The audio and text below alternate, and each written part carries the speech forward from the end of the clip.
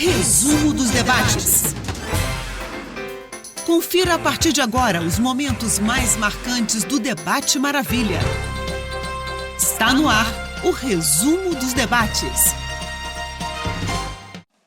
Bom dia, Araxá! Bom dia você que está comigo para mais um resumo do Debate Maravilha da semana. E cada semana tem sido de crescimento, de aprendizado, de descontração, porque a gente também brinca bastante aqui no nosso Debate Maravilha. Bom dia a você que está comigo nos carros, andando pelas nossas cidades, nossas cidades mesmo, porque nós estamos aí por Patrocínio, Ibiá, Perdizes, Tapira, Sacramentos, região de São Roque de Minas. Deus abençoe vocês. Você que está comigo nas fazendas, está aí em cada cantinho dessas nossas Minas Gerais. Muito bom ter você conosco na sua melhor, a Rádio Maravilha, a Rádio 89,9, a Rádio das Igrejas que toca o som do céu. Eu sou o pastor Claudenir Dias, para quem ainda não me conhece, sou eu, pastor Claudenir Dias, que apresenta de segunda a sexta o Debate Maravilha para você, temas atuais, importantes para a igreja, para o povo de Deus, não só para a igreja, mas para toda a sociedade. Nós falamos aqui de assuntos bíblicos e trazemos sempre pessoas que têm capacidade de te direcionar à luz da palavra de Deus. Meu muito obrigado a você, e lembrando a você que as Minas Gerais, os céus das Minas Gerais tá ficando uma maravilha. Sabia disso? Faça parte conosco dessa comunidade que só cresce, e eu quero te convidar, você que está me ouvindo, a também me assistir no canal do YouTube 89 Maravilha Araxá. Lá no canal do YouTube você pode comentar, curtir, compartilhar, se inscrever, acionar o sininho para todas as vezes que uma programação desta emissora entrar no ar ao vivo, alguém vai te avisar dizendo: já começou o Debate Maravilha. Corre lá, aí você vem assistir, interagir conosco, porque esta é a nossa missão, fazer a sua vida ficar uma maravilha. E nós vamos começar o resumo do Debate Maravilha dessa semana com o seguinte tema. Nós recebemos na segunda-feira a missionária Mirtes Esté, e ela trouxe para nós nós abordamos o tema intercessão e oração, o poder que move o céu e transforma a terra. Nossa convidada trouxe reflexões bíblicas, testemunhos, ensinamentos sobre uma das maiores armas espirituais que Deus entregou à igreja, a oração e a intercessão. Vamos conferir? Bom dia, na paz do Senhor. É um prazer estar aqui novamente e é um grande desafio, né? Estar aqui com perguntas não programadas. Sim. De vez em quando eu jogo a pimenta. Respostas, né? Também não programadas, e sim vamos. O bom é isso. Bem-vindo, viu? Deus abençoe. Glória a Deus. Eu só para fazer uma introdução, Mirtes, nós falamos aqui, acho que no primeiro programa nosso, a diferença entre o que é intercessão e o que é oração comum, né? Só para quem estiver chegando agora, se você puder recapitular para nós o que é intercessão, o que é oração comum. Primeiro momento que viemos aqui, que a oração é um relacionamento com Deus. De forma assim bem simples, é isso. Quem não relaciona, não ora. Quem não ora, não relaciona. Então, relacionamento. Todo cristão precisa orar. Porque senão ele vai ser um participante de igreja, ele vai conviver com a igreja, mas ele não vai relacionar com o dom da igreja. Simples assim, é relacionamento. Tem uns que relacionam mais, sim, outros menos. Relacionamento com o Pai, foi o que Jesus disse, é só falar com o Pai. É uma conversa com ele, os discípulos perguntam para ele, o que é orar? Como é que o Senhor fala com ele? Ele falou, é só chamar de Pai. Isso é relacionamento, né? E quem teve um bom pai é mais fácil. Quem não teve pai, ou um pai, às vezes, ausente. Emocionalmente ausente, violento, e etc., ele vai ter dificuldade. Mas é relacionamento. Você conferiu aí a participação da missionária Mirtes Esté no tema intercessão e oração, o poder que move o céu e transforma a terra. Este é o Debate Maravilha. Na terça-feira, meus queridos, nós tivemos a participação especial de 2 professores de teologia para o tema Os Sinais dos Últimos Tempos. Estamos vivendo os dias que antecedem o arrebatamento da igreja? Pessoal, foi muito forte, muito aprendizado. Que coisa maravilhosa, né? Acontecimentos atuais são sinais claros da volta de Jesus. O mundo está vivendo seus últimos dias. Para isso, os dois professores de teologia, presbítero Alexandre, presbítero Sérgio, nos trouxeram boas explicações e ensinamentos à luz da Bíblia. Confere. Começamos com Sérgio. Presbítero Sérgio, o que Jesus chamou dos princípios das dores, que está lá em Mateus capítulo 24. O princípio das dores é algo interessante. Jesus usou uma metáfora aí, né? Que é o princípio das dores de uma mulher de parto, né?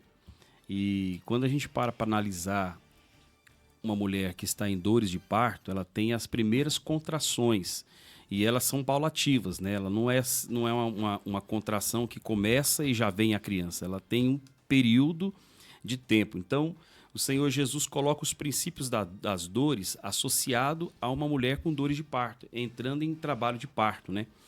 Ou seja, eu creio que nós estamos vivendo os primeiros, porque o nome na epígrafe já fala princípio, né? Ou seja, os primeiros sintomas do grande dia que a igreja do Senhor Jesus irá encontrar com o Senhor. E o que eu acho interessante é que Jesus, quando fala desses primeiros dias, ele começa dizendo para nós estarmos atentos que um dos primeiros sinais bem evidente da volta do Senhor Jesus Cristo é aqueles que vêm usando o nome dele, se proclamando ser Cristo, né? E enganando a muitos. Jesus diz assim, ó, no versículo de número 4, e respondendo Jesus disse-lhes, tende cautela para que ninguém vos engane, porque muitos virão em meu nome, dizendo, eu sou Cristo, e enganarão a muitos, né? Então a gente já pega o início dessa parábola, dessa alerta de Jesus, já nesse assunto da enganação. Entendi. Presbítero Sérgio, deixa eu aproveitar aqui enquanto está ajeitando ali. Presbítero Sérgio, presbítero Alexandre, melhor dizendo, o que Jesus, na sua opinião, quis dizer do princípio das dores? Pastor, o presbítero Sérgio ele foi muito feliz, né, na sua colocação. Ele usou a metáfora, né, explicando que os sinais que antecederiam a vinda de Jesus seria como essa metáfora de uma mulher gerando um filho, né? A gente vai ver que quando a mulher está grávida, ela tem contrações, tem dores de parto, e essas dores são importantes para fazer a mulher girar, movimentar, para que a criança fique na posição certa para ela nascer. Jesus está usando uma metáfora que esses sinais que antecederiam a vinda dele, né, seriam necessários para fazer uma transformação na terra e uma transformação no novo ser. Assim como a mulher vai gerar uma nova vida, esses sinais também iriam gerar um novo ser, uma nova terra, um novo momento que a terra iria passar. Amém. Aproveitar que a câmera está em você, Alexandre, nós estamos vendo nos últimos dias uma situação da internet, né?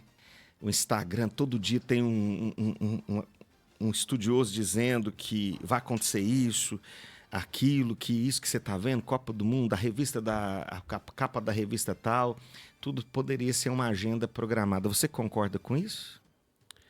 Ô, pastor, eu acredito que esses são sinais, como o presbítero Sérgio falou, paulatino, né? Esse anúncio também da internet, da inteligência artificial, de notícias, são prenúncios da vinda de Jesus.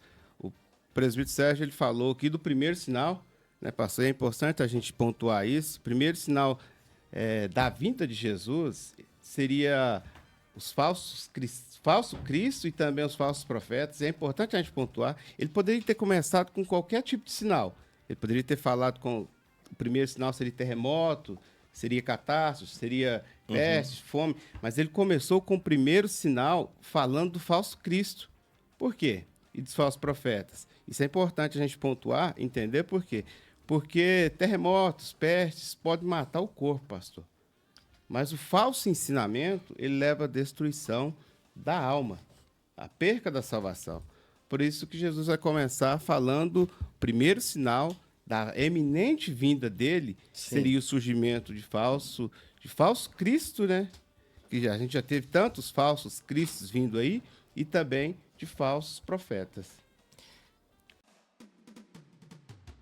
Você acabou de assistir o resumo de terça-feira com o tema Os Sinais dos Últimos Tempos. Estamos vivendo os dias que antecedem o arrebatamento da igreja? Foi edificante, não foi? E quero aproveitar e te convidar para ouvir mais e assistir mais no canal do YouTube 89 Maravilha Araxá.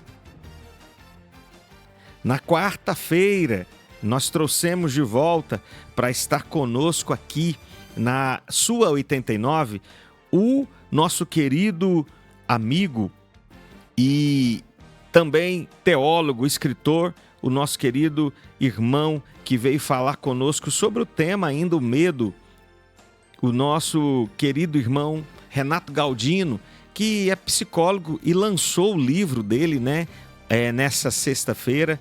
E o livro Tive Medo, Me Escondi, O Amor Perfeito que Vence o Medo, são 2 livros. E nós abordamos sobre as emoções, sobre tudo, né, que acontece ao coração do homem. E ele, como psicólogo e crente, trouxe umas orientações, umas explicações tremendas que vale a pena você conferir. Meu querido irmão Renato, vamos para as perguntas. Você disse aqui na primeira vez, e eu quero que de forma sucinta, se você puder, explique para os irmãos, porque eu fiz essa pergunta. Foi Deus que criou as emoções? Sim. O ser humano, as emoções fazem parte do ser humano. Você pode ver que na Bíblia, Deus ele sente, ele demonstra emoções, né? Ele ama, ele sente tristeza. Então, a gente fala, né, dentro da teologia, que Deus ele utiliza essa forma humana, né, nesse sentido, para poder expressar, para a gente possa entender um pouco mais sobre quem é Deus. Então, através dessa perdão da palavra, mas ele utiliza dessa figura de linguagem humana para expressar que ele sente, né, que ele tem emoções. Então, o ser humano, sim, as emoções foram feitas sim por Deus, né? E qual é a diferença entre sentir uma emoção e deixá-la te dominar? Porque emoções é do ser humano, né? Sim. E... Eu vou trazer um texto bíblico que está lá em Gênesis, que é a história de Caim. Eu vou ler aqui. Falou Caim com seu irmão Abel. Eu vou pular um pouco. E disse o Senhor a Caim: onde está Abel, teu irmão? E disse: não sei, sou guardador de meu irmão. Aqui, claro, né, o texto já está falando de um ocorrido, ao qual Caim, né, ele mata seu irmão Abel. Mas, se você for pegar o texto um pouco mais em cima, você vai ver que Deus ele avisa Caim que que ele deveria dominar aquela emoção, porque existe uma frustração de Caim quando ele não é aprovado por Deus. Ele faz um sacrifício e existe uma desaprovação de Deus e o ser humano quer ser aceito. Então, Caim foi rejeitado. E o que matou Abel foi a rejeição. Foi algo interior. Então, foi a pedra... Algo do coração do irmão dele. Isso. Não foi a pedra, porque a Bíblia não fala qual foi o instrumento. Não foi uma pedra, poderia ser algo cortante. Mas o que matou Abel foi a rejeição. Quando o Caim ele é rejeitado, surge ali, né, esse sentimento ali, né, no coração de Caim. Aí Deus fala assim, o teu semblante descaiu. Aí o texto fala que o semblante de Caim descaiu. Nitidamente na face dele, Deus fala para ele, fala assim, ó, eis que está à porta e bate. Fala de uma porta, né? A emoção é uma porta, a qual o inimigo entra. Então, existe uma porta. E Caim, ao não dominar a emoção, ele mata o seu irmão. Então, a Bíblia vai dizer que as emoções é uma porta por onde o inimigo ele entra. Por isso que Deus fala do perdão, da raiva, da mágoa, da ira. Isso. Mas quando Deus fala assim, Renato, ireis, mas não pequeis. O que é a ira? Sim, é igual, toda emoção, é igual a gente fala do medo, por exemplo. A Bíblia vai falar mais de 500 vezes para não ter medo. ter medo justamente é isso, é não permitir que essa emoção te domine. Como você fala da ira, Jesus irou, mas ele não pecou. Então, irai-vos, mas não pequeis. Então, existe uma linha muito fina ali, né? Então, nós como seres humanos, isso faz parte inerente do ser humano, sentir, ter emoções. Sim. Mas nós temos a capacidade de poder gerir essas emoções. E o que é um dos frutos do Espírito Santo? Domínio próprio.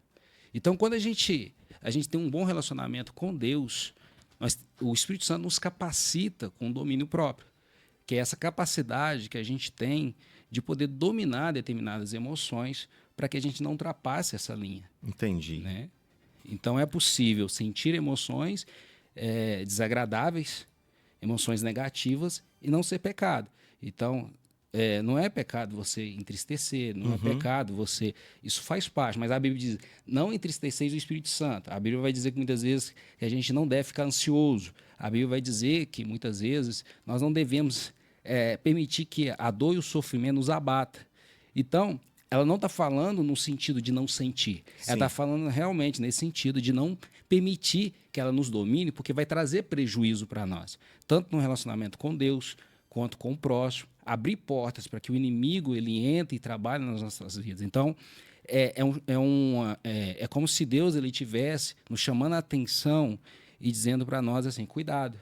Né? Cuidado como você... Porque você é responsável por entender isso. Porque o que nos destrói, em Oséias vai dizer, que é a falta do conhecimento. Então, a gente não conhecer autoconhecimento, a gente não se conhecer Sim. como a gente funciona, a gente não ter noção disso, né? Nós estamos aí à mercê, muitas vezes, né, da influência do meio, do ambiente. Sim. E aí é onde que nós temos prejuízos, tanto emocionais, físicos, materiais e espirituais, e a gente não entende por que Deus não guardou, por que Deus não protegeu. Não é que Deus não guardou e não protegeu, porque é uma questão de autorresponsabilidade. É a responsabilidade humana, né? É aquele velho paradoxo, né? Até onde vai a responsabilidade humana, né? E Deus, né? A atuação de Deus. Sim, entendi. Até onde é a minha parte e até onde é Deus, né? Isso. Aí a gente está nesse território. Então, Renato, o seu livro, o tema é Tive Medo e Me Escondi, o amor perfeito que vence o medo. Eu achei é como se fosse uma série, né? Você lê primeiro Tive Medo, Sim. Me Escondi, depois você vai descobrir que o amor perfeito faz vencer o medo. Sim. Isso é a luz do Evangelho, é um livro fantástico, eu recomendo, tá? Inclusive, quem estiver comigo no programa de hoje está comigo há uma semana, há 8 dias, porque ia ser o sorteio ontem, como o Renato veio hoje, eu falei, não, vamos fazer justamente junto com o autor do livro, o sorteio. E aí, Renato, como vencer o medo sem negar a realidade? Porque você é psicólogo, às vezes o ser humano ele cria como uma defesa, ele pode criar, né? Sei lá, fantasiar, não está acontecendo, mas existe um problema, mas eu tenho que vencer o medo em cima desse problema. Um dia eu ouvi um padre falar, às vezes pode até chocar, né? Porque tem a religiosidade, né? Talvez não, a pessoa... em Mas paz. é porque eu não sei onde eu estava e estava passando e eu ouvi um padre dizer que diante de Deus de joelho e de pé diante dos problemas. Eu achei isso interessante, né? No sentido seguinte, quando você me pergunta sobre essa realidade, né? A gente falou um pouco sobre isso, o que é a realidade? Realidade é aquilo que eu posso tocar, são os fatos, né? Então, é sem a interpretação. Então, quando eu olho para aquela situação e eu não interpreto, no sentido assim, o que ocorreu. Nós estamos aqui hoje, né? É uma realidade. Então, eu narro aquele fato sem uma interpretação. Então, isso é a realidade. Então, por exemplo, uma pessoa, ela chega, aconteceu algo, teve um acidente, alguém ali, ocorreu um acidente entre um carro e uma bicicleta. Então, quando eu olho, eu narro esse fato, o que eu vi. Então, ali tem evidências muito fortes. Sim. né, que aquilo ocorreu. Então, eu consigo apresentar evidências de que aqueles fatos, de que aquilo ali realmente ocorreu. Então, isso é a nossa realidade. Agora, o que eu interpreto é a minha percepção, que passa pela minha cultura, minha crença, os meus valores, né?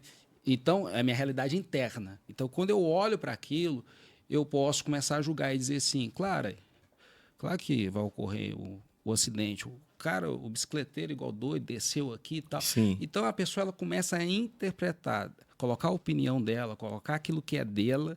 Né? Então, a gente precisa ter isso muito claro entre o que é a realidade, que é o fato em si, e aquilo que a pessoa ela interpreta. Então, trazendo aqui para aquilo que você perguntou, sobre como vencer o medo sem negar a realidade. Então, a primeira coisa é a gente entender que existe essa realidade, né, dos fatos.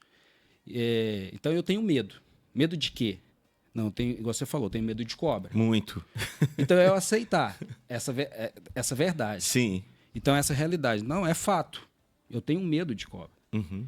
Então, é o primeiro passo para uma libertação. Ó. É a verdade, é o fato. Então, se eu tenho medo de escuro, eu preciso aceitar que eu tenho um problema. Sim. E como é que você resolve um problema? Né? E aí a gente vai, né, criar propostas, intervenções para que isso possa acontecer. E uma das intervenções clínicas que a gente faz é a exposição gradativa. Então eu vou me expor naquele medo real. Eu vou me expor naquele medo aos poucos, como eu contei do elevador, Sim. do escuro. Sim. Então, eu vou me expor ali aos poucos para que eu possa me sentir, para que a minha mente ela processe aquela realidade de que aquilo não é tão perigoso, de que eu consigo estar ali ou conviver naquele ambiente ou em situações sem um risco realmente de morte. Porque você lembra que eu falei que a mente ela é desproporcional às vezes? Então, o cachorro morde numa criança, vou dar esse exemplo. Mas esse é o fato. Mas a mente vai registrar diferente. Vai registrar de uma maneira desproporcional. Entendi. É como se registrasse, a criança morreu. Então, a dor, o sofrimento, ele é muito maior do que o fato em si. Então, quando a gente vai se expondo ao risco, então você pega lá um cachorro, que a gente sabe que é dócil, você Sim. vai expondo essa criança ali, ela vai chegando perto, ela vai pôr na mão porque ela ficou traumatizada, e ela vai brincando com aquele cachorro e tal. Então ela não negou o risco. Ela sabe que existem cachorros que são perigosos, mas não são todos os cachorros. Mas a mente dela registrou que todos os cachorros. Então ela vê um cachorro. Então, para a solução do problema, né, do medo é isso. Eu vou me expondo àquela situação aos poucos, que eu tenho medo, e eu vou vencendo. Então, eu faço o que a gente fala dentro da clínica, né? É que realmente essa parte reflexiva, né, de eu trazer evidências para esse paciente que é tão incontestáveis que a mente dele não vai poder refutar a verdade. Então, assim, a realidade. Porque eu tenho que trazer evidências para ele muito claras de que aquilo que ele acredita, desconstruir aquilo que ele acredita, que a mente dele processou como verdade. Que o cachorro mata, que todo cachorro mata. E não é. E não é. Aí eu preciso trabalhar com ele. Não adianta eu só falar. Não é todo cachorro. Eu preciso provar através de fatos, evidências, colocando a pessoa dentro daquelas situações para que ela possa vencer o medo. Só de você falar isso, eu estava aqui me imaginando uma terapia com você. Eu falei, aí eu já comecei a suar frio, porque tem que ir expondo para mostrar. Então, eu tenho medo de serpente. Então, a sucuri é perigosa, mas a cipó não é. Imagina. Eu já saio correndo do consultório há muito tempo, sabe? Mas existe todo um processo de preparação. Entendi. Antes, eu né? já comecei a entrar em expor, desespero aqui, ouvindo. Antes disso, a ver só o medo dela. Gente, né? eu vou lá no consultório tratar com o psicólogo Renato. Você tem medo, você tem fobia de cobra e tal. Ó, aquela lá é a sucuri, eu não vou nem chegar perto. Mas essa aqui é a cobra cipó, ela não tem problema. Eu já comecei a suar frio. Mas, Renato, só pra gente descontrair mesmo. Certo. Emoções reprimidas, elas podem causar problemas físicos, afetar o físico e o espiritual também? Sim, como eu disse, a minha visão, né, e a visão que eu acredito ser mais correta é ver esse ser humano de forma integral. Entendi. E não separada. Às vezes, existe uma separação de uma forma didática, né? Mas, perdão, Deixa eu voltar aqui a pergunta para você. Emoções reprimidas, elas podem causar problemas físicos, atingir o corpo e o espiritual também? Então, o pressuposto aqui é psicossomatização, que justamente é isso, é a mente gerando adoecimento no corpo. Porque a medicina, durante muito tempo, não aceitava que a mente poderia gerar adoecimento no corpo. Então, hoje, através de várias evidências científicas, a gente entende esse termo de psicossomatização, que é a pessoa acreditar tanto em algo que o corpo acaba projetando aquilo na realidade, né? Na realidade. Então, já tem casos aí de pessoas de terem situações estressantes, emocionais, gerar diabetes. Que não teve um quadro, que não vem da família. Não é familiar, não é hereditário. Hereditário, gerar diabetes através de questões emocionais. Pedra nos rins, né? Situações ao qual a pessoa ela passa, né, emocional, término de relacionamento, muita coisa. E, claro, que a pessoa talvez já tenha uma predisposição, sim, mas existe aí muitos estudos, né, comprovado até câncer, na realidade, né, da pessoa ela desenvolver um câncer através de questões emocionais. Sim. Então, hoje, a ciência ela já mostra como a mente ela pode gerar um adoecimento físico no ser humano. E o que fazer, Renato, quando a tristeza parece que não passa, sabe? Aquela tristeza e resolveu alojar dentro da pessoa, né? Porque as emoções, elas são passageiras. Mas tem umas que vêm e montam um acampamento ali, de repente está construindo uma casa dentro do ser humano, né? Sim, são os pensamentos e as crenças que sustentam essas emoções, né? Eu vou abrir um parênteses para poder ficar mais claro aqui. Sim. E discernir. Então, o que difere uma depressão, por exemplo? A base da depressão é a tristeza, é a emoção. Sim. Tristeza.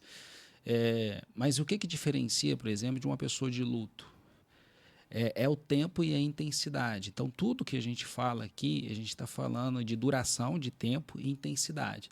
Então, quando essas emoções elas são muito duradouras e intensas, isso vai gerar o quê? Prejuízo para o ser humano. Então, sim, a ansiedade é uma emoção boa. Assim, não existe emoção boa ou ruim. Sim. Todas as emoções elas têm fatores de proteção, elas têm seus pontos positivos, né?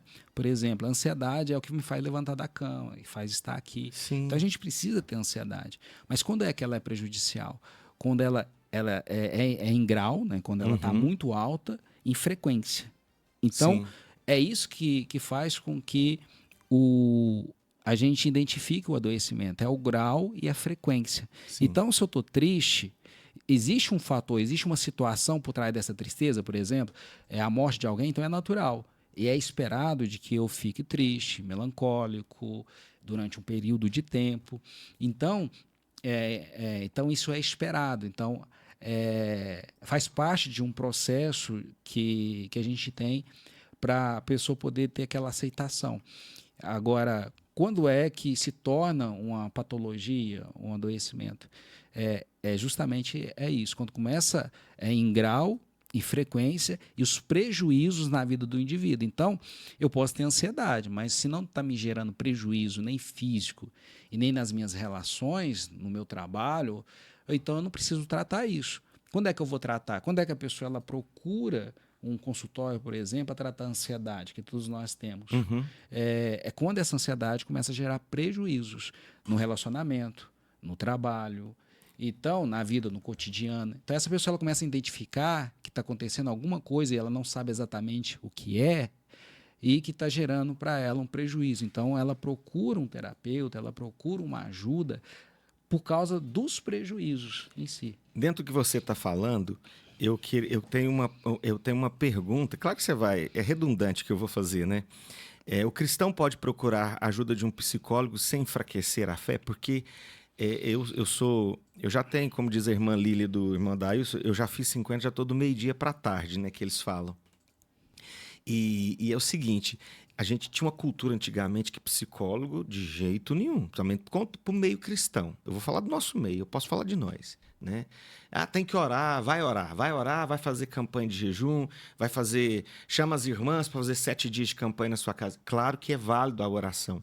Até que nós caímos a ficha de que, peraí, por que o profissional está no nosso meio? Por que Deus nos deu de presente o profissional da medicina?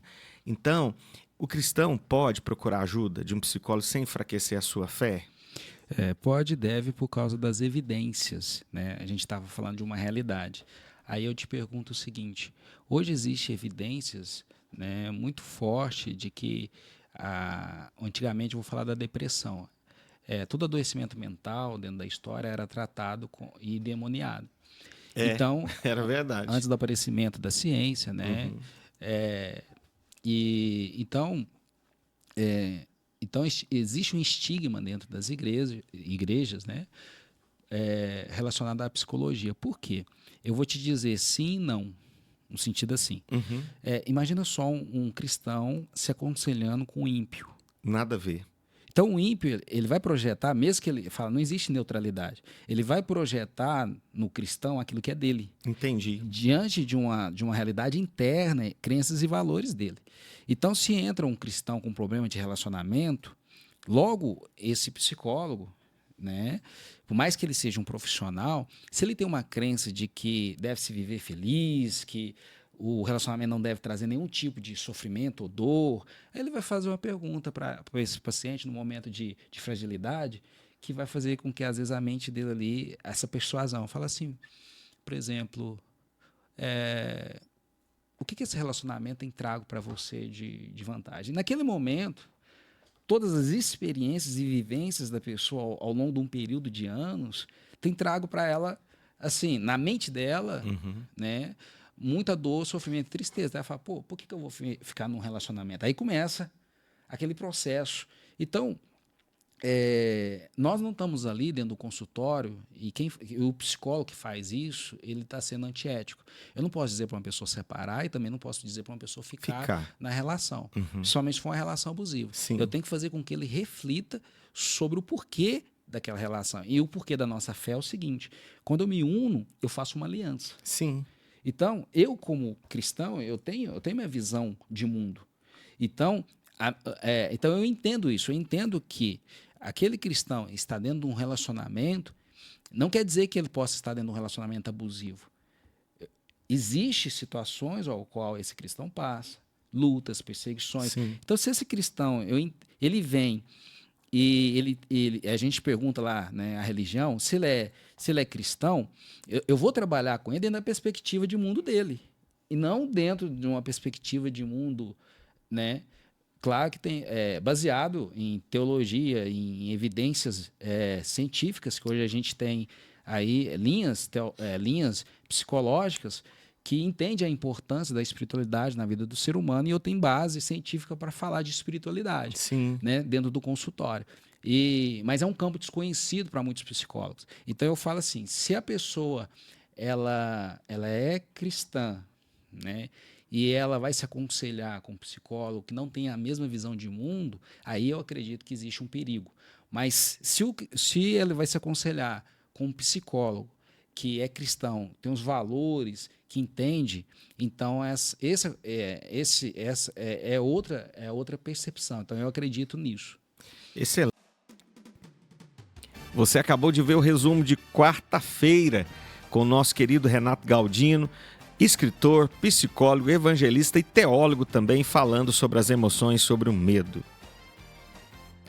Já na quinta-feira foi um debate daqueles, sabe aquele debate quente mesmo, que mexe com a cabeça do povo? Na quinta-feira, no Debate Maravilha, nós trouxemos mais uma vez os professores de teologia. Fiz questão eu brinco muito que é a Maravilha Flix, né? Nós temos 2 episódios, mais episódios, e o nosso querido irmão, presbítero Sérgio, presbítero Alexandre, para o seguinte tema: crente pode beber? Liberdade cristã ou compromisso com a santidade? O cristão pode consumir bebida alcoólica? O problema é apenas a embriaguez ou o uso da bebida em si? Estudamos as Escrituras e respondemos perguntas importantes que geram muitas dúvidas entre os cristãos. Vamos conferir. Presbítero Alexandre, o que quer dizer esse texto que muitas pessoas, né, usam para debater a questão do uso da bebida alcoólica pelo cristão? Pastor Claudemir, texto de Efésios, né? Paulo, ele foi muito feliz na colocação dele. Ele diz que faz um contraste, né, muito grande entre ser cheio do Espírito Santo e ser cheio do vinho.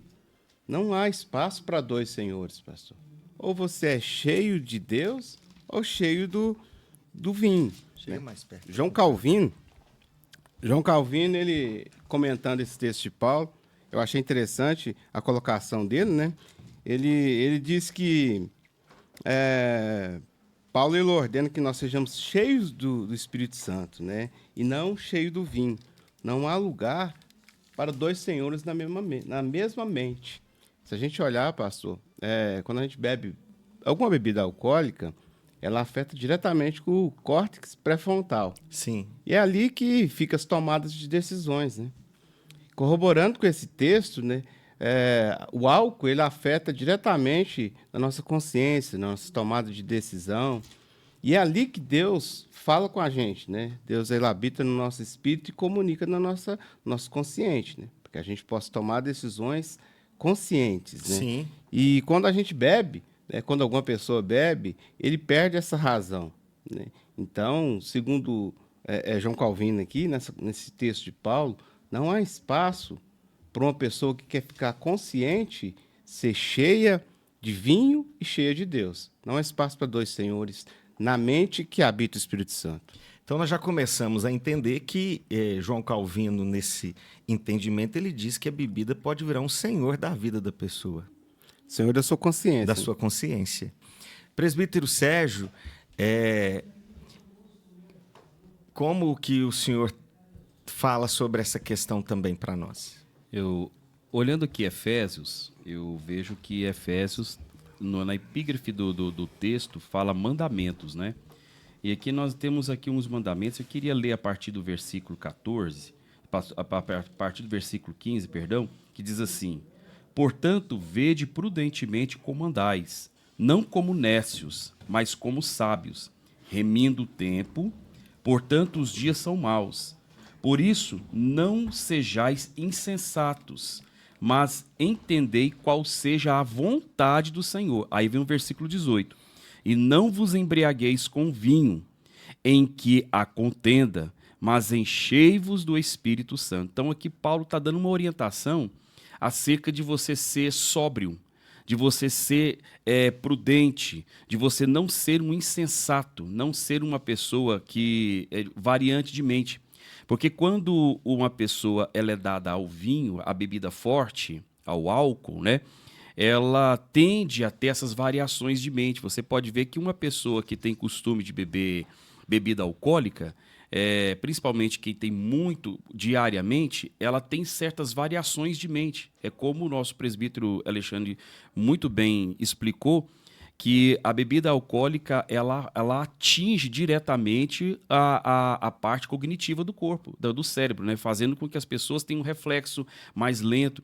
Eu estava olhando uma pesquisa aqui que 200 ml de cerveja ela já é suficiente para algumas pessoas terem problemas de cognição. E até mesmo as que já são acostumadas, se fizerem um teste de bafômetro, já vai acusar que ela sim tomou aquela bebida alcoólica. Então, a Bíblia aqui nos deixa bem claro, Paulo nos orienta, olha, a bebida forte, o vinho, eles tiram você da lucidez. Então, é bom que você seja sensato e que você seja prudente. É forte, hein? Tá começando a render. Um abraço aqui pro irmão Adriano. Deus abençoe você, meu querido. O pastor Idelvando diz assim, tá aí, ó, o pastor Sérgio acabou de falar, afeta a massa cinzenta, fica menos capaz, né? Nós estamos falando aqui de uma forma científica, né? Então, meus queridos, a Bíblia proíbe toda bebida alcoólica ou apenas a embriaguez? Eu já tenho que entrar de sola já. Isso aqui tá igual Copa do Mundo, né? Isso aqui eu já tenho que entrar igual sola. A Bíblia proíbe a bebida alcoólica ou apenas a embriaguez? Presbítero Alexandre? Pastor, pergunta boa, né? Muito obrigado pela pergunta. Eu acho que a questão, pastor, antes da gente entrar na questão se eu posso beber ou se eu não posso, acredito que a pergunta principal deveria ser: isso glorifica a Deus? A bebida me convém beber? Paulo, ele escrevendo na sua carta para os Coríntios, 1 Coríntios capítulo 6, verso 12, um texto muito conhecido de todos nós, né? Ele diz que todas as coisas me são lícitas, mas nem todas as coisas me convêm. Todas as coisas me são lícitas, mas eu não me deixarei levar por nenhuma delas. Acho que a pergunta ideal, pastor, seria: a bebida glorifica a Deus? Primeiro ponto. Segundo ponto: a bebida preserva a santidade? Terceiro ponto: a bebida edifica o meu próximo? Quarto ponto: fortalece o meu testemunho? Contribui para uma vida cheia do Espírito Santo? Dentro dessas 5 colocações que eu coloquei aqui, pastor, cabe cada um fazer uma autoanálise, né? Sim. Você, observando tudo que eu coloquei, você acha que a bebida ela vai glorificar a Deus em algum aspecto? Mas alguém pode falar assim, eu comecei já. Alguém pode falar assim, mas nós estávamos numa reunião de irmãos, servos de Deus, cantando louvores e bebericando também. E aí? Mas posso falar essa? Pode. É interessante que eu já ouvi muitas vezes, muitas pessoas falam assim, eu levo umas latinhas para casa e eu bebo socialmente. Ninguém sabe que eu tô bebendo, é uma coisa social, eu não me embriago, eu não escandalizo ninguém, não escandalizo nada. Tá, tudo bem. Mas então vamos um pouco aqui, vamos analisar aqui. Porque se a bebida forte fosse algo tão assim, tranquilo, mesmo que você bebesse socialmente, ela não seria proibida para menores de 18 anos. Não é? Então, menor de 18 anos não pode comprar uma bebida forte. E a Bíblia fala assim, não ameis o mundo e nem as coisas que no mundo há. Porque se alguém ama o mundo, o amor do Pai não está nele. Esse mundo que a Bíblia fala não é o mundo de pessoas. Sim. É o mundo pecado, né? E a bebida alcoólica, ela está incluída no mundo do pecado, porque a Bíblia aqui em Provérbios, Provérbios capítulo 20, verso 1, diz assim: o vinho é escarnecedor. A gente sabe que escarnecedor é zombaria. Mas olha o que a Bíblia fala também, o versículo seguinte, continuando, fala acerca da bebida forte. E a bebida forte é alvoroçadora. O que significa a palavra alvoroçadora? Essa palavra alvoroçadora significa gritaria. Gritaria, bagunça, desordem. Ou seja, até mesmo quando você fala assim, vou beber socialmente, o pastor Alexandre colocou que pautou algumas questões acerca da bebida muito importante. Uma delas isso santifica você? Porque a bebida forte, ela te induz a fazer coisas que mancha sua santidade, que denigre a sua santidade. É tanto que se uma pessoa que se diz crente beber um pouco de cerveja, as pessoas assustam. E elas falam, você bebendo cerveja? Não é? Escandaliza. Escandaliza. Acaba sendo um escândalo, não é? Você conferiu aí o Debate Maravilha de quinta-feira, com a participação do presbítero Sérgio, presbítero Alexandre, teólogos falando sobre o tema Crente pode beber? Liberdade cristã ou compromisso com a santidade? Foi tremendo. Na sexta-feira, nós tivemos o privilégio de receber nos estúdios da Rádio Maravilha para debatermos assuntos muito importantes E nós falamos aqui sobre, meus queridos, os pilares de uma igreja que permanece. E sabe quem que nós trouxemos? Nós trouxemos o pastor Milton Nazário, presidente da Assembleia de Deus Madureira de Araxá e Campo. E nessa data de sexta-feira, neste mês de julho, essa denominação completa 42 anos de existência na cidade e 35 anos de emancipação. E o pastor presidente Milton Nazário falou para nós, relembrando a sua história, o legado, os princípios que fizeram uma igreja que fazem uma igreja permanecer por década. Vale a pena você ouvir o testemunho de salvação dele, de conversão dele. Vale a pena você ouvir sobre o trabalho dele pastoral. E ele deixou algumas também mensagens e dicas para pastores que pretendem ter um ministério solidificado à luz da Bíblia Sagrada. Vale a pena você conferir. E eu tenho a satisfação de receber o pastor Milton Nazário. Meu pastor, a paz do Senhor, bom dia. A paz do Senhor, pastor Claudenir. É um prazer muito grande de poder estar aqui nesse programa maravilhoso, abençoado, e essa rádio também abençoada, Rádio Maravilha, a rádio de todas as igrejas que toca o som do céu. Obrigado, pastor. E só lembrar, justiça seja feita, eu aprendi a fazer rádio com o senhor. Amém. O programa Uma Nova Dimensão de Vida, né? Vida, nós tínhamos esse programa e de lá para cá a gente aprendeu a fazer programa com o senhor. Pastor, nós estamos aqui hoje no Debate Maravilha com o tema os pilares que sustentam, os pilares de uma igreja que permanece. E a Assembleia de Deus Madureira, ela está celebrando esse ano 42 anos de fundação, 35 de emancipação. E desses quais o senhor está aqui há 35, dos 42, 35 o senhor está em Araxá, sim, presidindo o campo. Antes de nós entrarmos um pouco no debate da igreja, eu queria que o senhor fizesse um resumo para nós como que o senhor foi alcançado pelo Evangelho, né? O senhor aceitou Jesus, como que o senhor conheceu a palavra de Deus, de uma forma bem resumida, como que o senhor chegou ao Evangelho, se tornou pastor? Muito bem. Pastor Claudenir, nós somos de uma família muito tradicional. A família Nazário sempre foi muito tradicional. Meus pais, né? Católico praticante, né? Uhum. Praticante e então nós era tradicional. Eu com 12 anos de idade, eu já era catequista da Igreja Católica. Com 12 anos? 12 anos de idade já dava aula de catecismo na Igreja Católica, né? E com 18 anos de idade, eu já era congregado mariano da Igreja Católica, né? Uhum.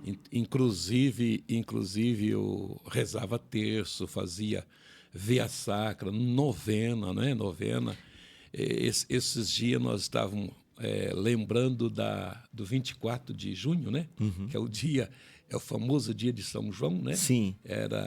Era o meu santo padroeiro naquela época, né? Uhum. Inclusive, é algo que a gente vai falar aqui, né?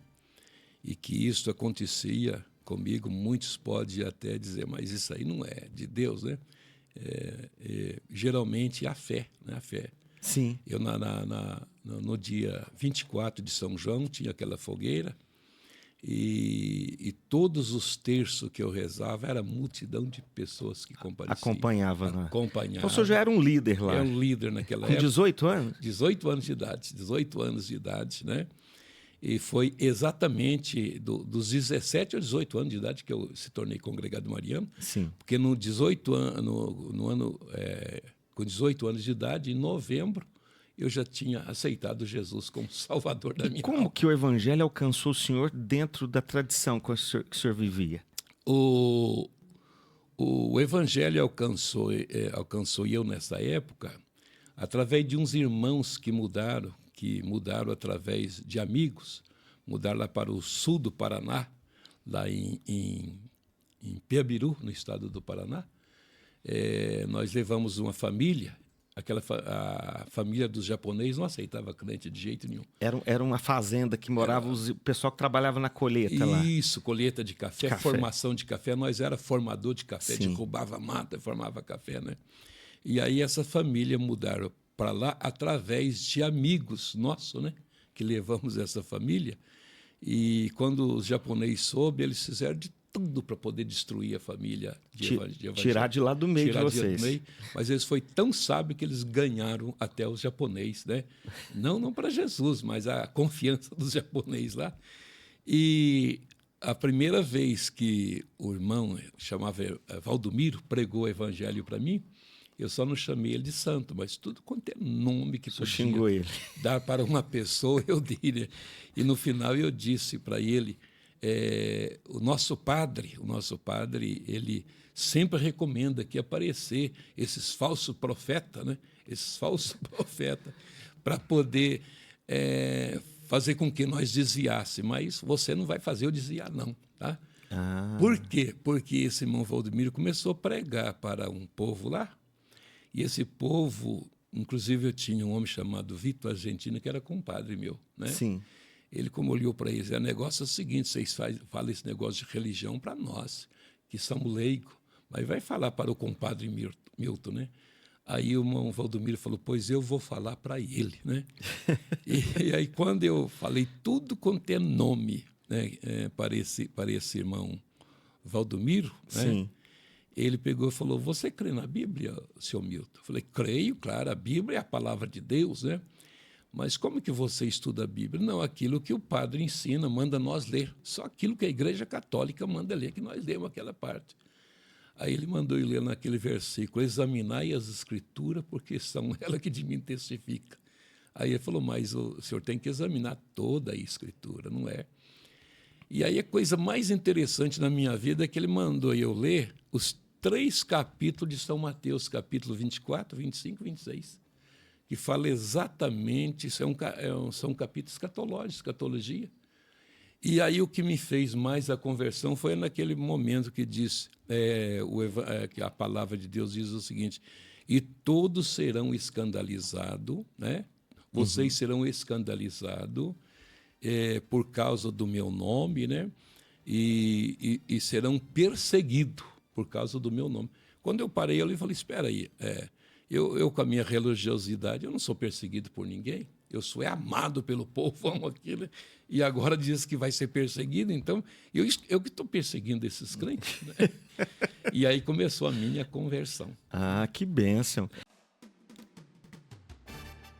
Você acabou de assistir o Debate Maravilha de sexta-feira com o tema Os Pilares de uma Igreja que Permanece, com a participação do pastor Milton Nazário, presidente da Assembleia de Deus Madureira de Araxá e Campo, e comemorando 42 anos de fundação da Madureira em Araxá e 35 anos de emancipação desta mesma igreja. Foi um debate, testemunho maravilhoso. Meus amigos, meus queridos, você está na sua rádio, a rádio das igrejas que toca o som do céu, e eu quero te convidar, de segunda a sexta, você pode nos assistir ao vivo, nos ouvir ao vivo também pela 89,9 e assistir 89 Maravilha Araxá no YouTube, 89 Maravilha Araxá no YouTube.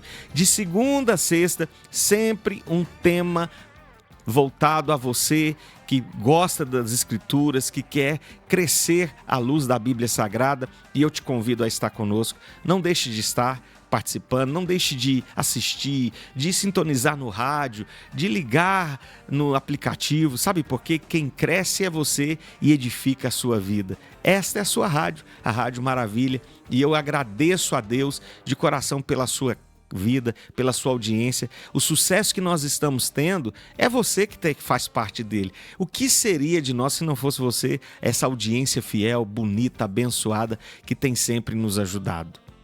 Então, participe sempre conosco, de segunda a sexta, e eu sei que vai ser uma bênção. Eu quero te agradecer e desejar que as bênçãos do Senhor estejam sobre você, sua casa, sua família, e que o amor de Deus, a graça de nosso Senhor e Salvador Jesus Cristo e as divinas consolações do Espírito Santo seja sobre a sua vida, sua casa, sua família. E lembre-se, você está na melhor, na 89 Maravilha, a rádio das igrejas que toca o som do céu. Vou falar baixinho, Debate Maravilha, de segunda a sexta, aonde você cresce e aprende.